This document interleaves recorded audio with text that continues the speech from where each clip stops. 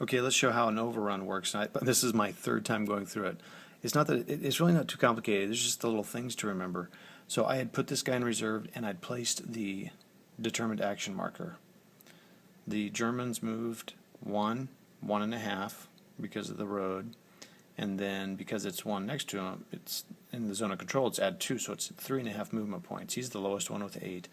I said I'm going to overrun these guys, so I need another 2, so that would cost a total of 5.5 points. I'm fine. I have plenty of time for that, or room. They have a fog of war feature. The Germans can only look. You can only look at the top unit, so I could only say, okay, he's got a defense of 5, and the Soviets say, okay, he's got an attack of 2.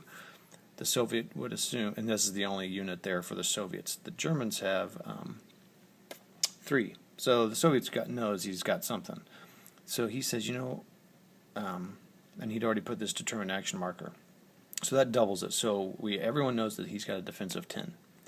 The German he's got 6, 2, and 2. So he's at 10 attack. So let's look at how these numbers are done. So if just looking at the face values, it's 10 to 5. 10 points to 5 points. That's 2 to 1, right? Well, the reserve makes it half, so he's at 2.5. That rounds up to 3. So 3 divided into 10 is 3.3. So that's 3.3 to 1. So that's 3.1 odds, or 3 to 1 odds. The Soviet says, you know what, I'm going to put an aircraft to that to make that 1 to 1 odds. And now I suddenly have to look that up too, just a minute.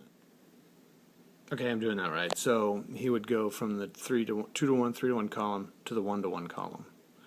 I wasn't sure if he stayed in the 2 to 1 column, but this is a column, so I move over to 1 to 1. Okay? So on an average roll, there's no result, which is, average roll is 7 on 2 die. Well, so the German says, you know what, forget that, I want to win this, so I'm going to add 1, 2, 3 air power units, because I really want this. Okay? So I add 3. Remember, I can't use this for the rest of the turn, so I'm using half my air at the very beginning of this turn. The Soviets only have 1 air, and they're using half their air as well. I rolled a 7, so it's a defender 1. So he's got 2 steps, so he flips over. He stays in reserve. The determined action marker goes away for the turn.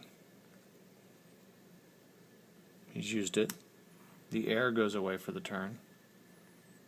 I've used it. Reserve marker stays, and the 3 air the Germans used are gone. I don't know if that was really a good use of that, because I only flipped him over to 1. And so that's how that works. Overrun. Okay, Barrage. Let's see how this works. 1, 2, 3, 4. Okay, so Barrage. Here's the unit. He has a range of 4. 1, 2, 3, 4. Now, I have some guys next to him, which is really good, because if I didn't, I would go left 2 columns, which is terrible. I also go left 1 column if it's anything other than open or minor village. He's in open space, so I'm going to roll 5 on the 5 column. So I have to roll a 10, 11, or 12 to get any kind of result. Well, guess what? I'm going to throw another air at it, so that's 5. So that's now 10. So now I'm going to roll my die and see what happens. Wah, wah, wah, wah.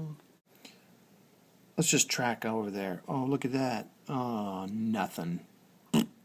Another quick note about the exploitation phase and zone of control. So let's flip this guy back over real quick. It doesn't matter. But so this guy, he's able to be participate in the exploitation phase, but not if he starts in an enemy zone of control, or EZOC. Zone of control, ZOC, or EZOC. So he cannot move from there, and I'd originally moved him from there, but he cannot do that. If he begins the phase in the EZOC, he can't move. So let me tell you why that DG is there. Well, I'm going to show you how Barrage works, even though I just realized it was wrong. He has a range of 4. 1, 2, 3, 4. So he'd land on his own guy. I don't know what I was thinking. Dang it. Anyway, so how Barrage works, again, just so you know, 7. He had determined action marker on it, so you could double it. So he was up here in the 14. I rolled a 6. No, I rolled a 7, and he was DG. So then what you do, I won't in this case because I was wrong. what did I do? You already get rid of it. So you put a DG marker on. DG's huge in the OCS, SCS, TCS games. It's disorganized. Your movement, your attack, your defense are all halved. You cannot conduct overruns. Or be put in reserve. You cannot exploit, and you lose your reserve marker. You have no zone of control. It's crazy. And you recover it at the end of your turn, or your turn. So the Soviets will lose any DGs they have now. I mean, at the end of their turn. And the Axis, these guys wouldn't have lost it until the end of their turn after all the stuff's done. But I miscalculated my range, and so it doesn't matter. I'm in the Soviet supply phase. What you do is simply count, like I said, the number of hexes from the HQs. I could see this getting a little redundant with a lot of units on the board, but it's pretty important because if you have an out of supply marker on you, your movement, your attack, and your defense are all half. That's it. Everything else is the same, so have zone of control and all that. Problem is, if you're not in, and then you're in that state all the way until your next supply phase, in which case you are then, you can either get in supply, or if you're out of supply, then you lose a step.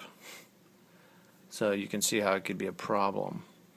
And like I said, that could get redundant, but that's cool. This is a small one, so I'm hanging with it just fine.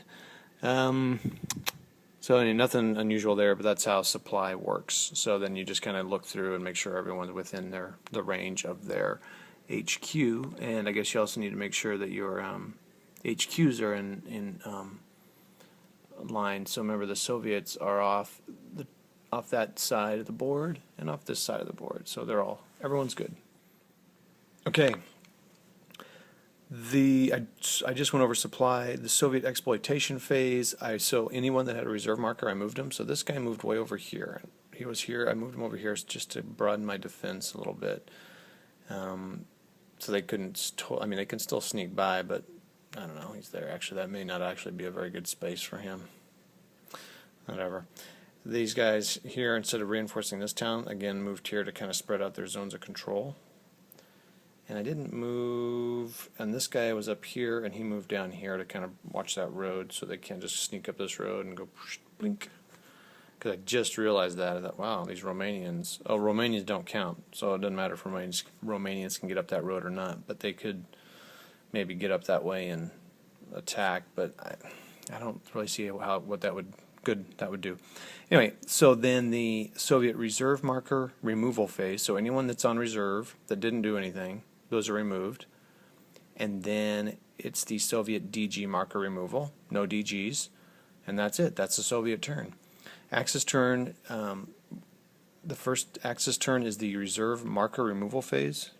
There are none. Now the Axis will move, put reserve markers on, and designated action markers. I have to remember that I used one of the, no I couldn't, so now I'm going to be able to put some damn markers on, damn designations on this turn. So then it goes Axis Barrage, Axis Combat, Supply, Exploitation, and Overrun, and another Barrage segment, and then DG marker removal. And then that's the turn. So I will not come back to explain all those phases because I've really described them. There's not really a whole lot different, as far as I know, in those. So let's see where it comes out at the end of this turn. We'll see, and the rest of them will be after action reports.